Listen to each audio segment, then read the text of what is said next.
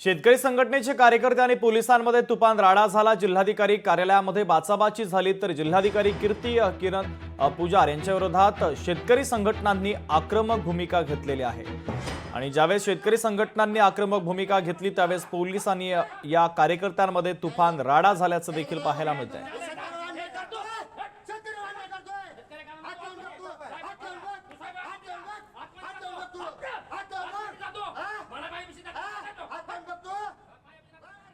मला ज्याच्या विरोधात आंदोलन करताना निवेदन द्यायची गरज नाही। देवेंद्र फडणवीस यांना सगळ्यांना मी बावनकुळेंना पत्र व्यवहार केलेला आहे। आंदोलन करताना पण तिथं आला, इथं खुर्ची टाकून आंदोलन करत नाही। लोकशाहीच्या मार्गाने आंदोलन असलं ते कुठं बी करायचा अधिकार आहे। आणि आम्ही थोडं बाहेर गेल्यावर हे सांगतं की हे आंदोलन करताना मारलं पाहिजे, ह्याला 4-5 पत्रकार पुढे करतात। अहो हे आमच्या अस्मितेचा प्रश्न आहे, आमच्या शेतकऱ्याचा तळमळीचा प्रश्न आहे।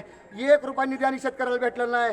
त्याचं घरं उद्ध्वस्त झाले, ती त्याची घरं वाहून गेले, ते शेतं वाहून गेले, ते ज्या त्याच्या जनावरांवर उदरनिर्वाह चालत होता ती जनावर सुद्धा जी वाहून गेले, ती शेतकऱ्याची माझ्या।